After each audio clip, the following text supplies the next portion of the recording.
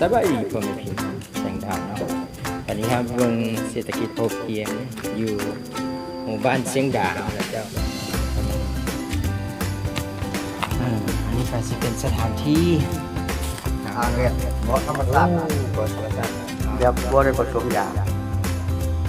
ตอนนี้ก็เป็นแทคนิคเป็นรายการลงเตี้ยแล้วเนี่ยเนาะลงเตี้ยอธิบายฟังว่าตอนนี้อย่าง กบแม่พันธุ์แต่ว่าก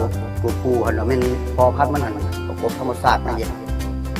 มันฝนตกแล้วมันโค้งแล้วเฮาเข้าอ่างได้ขึ้นแล้วเฮาออก2คืนมันบ่ถูกหมดได้เป็นตัวหวกได้ประมาณ20 30เป็นตัวกบน้อยขายเศรษฐกิจพอเพียงอ่างแรกเนี่ยยัง2อ่าง3อ่าง และอ่างนี้ครับได้ประมาณกี่ตัวก็ลง ตัวนี้สิได้อยู่ประมาณมัน3,000กว่าตัว 3,000แล้วก็สีใหญ่ขึ้นเลยปะ ยัง เอาไปเบิ่งซ่องไว้ พอคำนี้ครับ ก่อนถ้าไปเบิ่งดูน้อยๆต่อไปเนาะสิ่งที่เกิดนี้เป็นหลังบ้านพ่อแม่พี่น้องตอนนี้กำลังพังหลังบ้านตูตึงแล้วเป็นครูเบิ่งแยงเนี่ย เอา พอพันเนี่ยพันนั้น ตอนนี้ทำมาเบิ่ง พอพันเนี่ยพัน โอ้เดี๋ยวนี้เป็นปู่ย่าตายายเพิ่นเนาะไอ้รุ่นที่ว่าจับแล้วอีนี่แหละเนาะอันนี้อันนี้แปลว่าเป็นผู้ใหญ่บ้านเพิ่นเนาะที่ว่าออกพันธุ์ให้กบน้อยกบใหญ่ บ่แล้วจ้าบ่มันเบิด ตัวนี้เป็นชุดที่สองแต่ ชุ่มนั้นเป็นไข่หวน โอ้ตอนนี้ยังเป็นไข่อยู่แม่นบ่ เป็น บ่อยู่แต่ว่าบ่เบิด ยังบ่บ่นี่หมายถึงยังบ่มันยังเป็นไข่อยู่แม่นบ่ ตัวนี้เป็นตัวหัว หลังจากเพิ่นมาบ่อยู่แล้วเพิ่นสิเกิดมาเป็นตัวหวกน้อยๆนี่โอ้ นี่ละทอไม่ทูแล้วทอไม่ตะ นี่ เกียบ ซ้ำเห็นบ่หัวคำปั้น อันตัวมันกินหันมันเขียดตะปาดนี่หัวไข่ เขียดตะปาดเพิ่น กบ กิน หัวกบนี่สิกินหัวเขียดตะปาดหมดเลย แม่นบ่ กบ เขาบ่มักกันคือว่าจังได๋ บ่ถึงกันเด้อ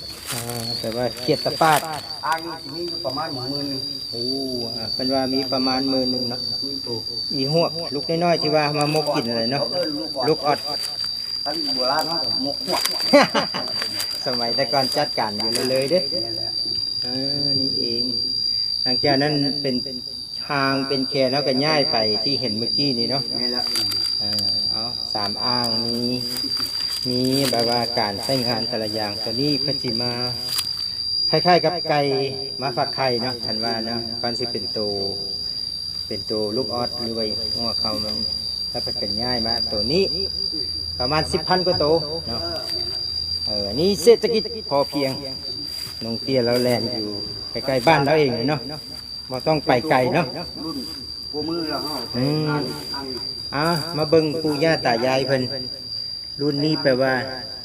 รุ่นพ่อรุ่นแม่เพิ่นล่ะรุ่นเขาว่าพ่อตู้แม่ตู้เพิ่นล่ะอันนั้นเป็นไรนะยืนนั่นแหละ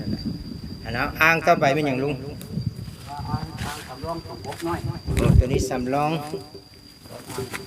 แต่ว่าไม่หยัง อ่างสำรองพุ่น โอ้ตัวนี้ น้อยชุดนั้นใหญ่ทอดกูมือหรือว่า2อยู่ แปลว่าตัวนี้คล้ายๆกับสนาม เอา กี มา ฬา ปล่อยอยู่เลย แม่นบ่ ปล่อยดินธรรมชาติ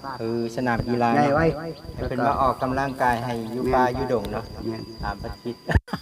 เพิ่นเฮาเลี้ยงเสียอ่างสิมั่ง เพื่อสิว่าสิได้ไปเข้าป่าเข้าดงเนาะใครกับเขาสิอยู่แต่บ้านหลายเอากับเซ็งเด้เนาะ แม่น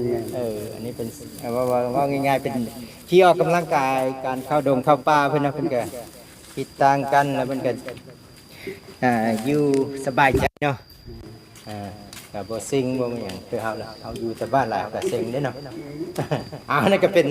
รายการพอเพียงเนาะลุงเกียรติ นี่แหละ ก็จบไปเศรษฐกิจพอเพียงตอนนี้มันก็ไปพักผ่อนต่อเอาขอบใจพี่น้องท่านผู้ชมหลายๆเป็นนายทำอย่างกันติดตามกันไหม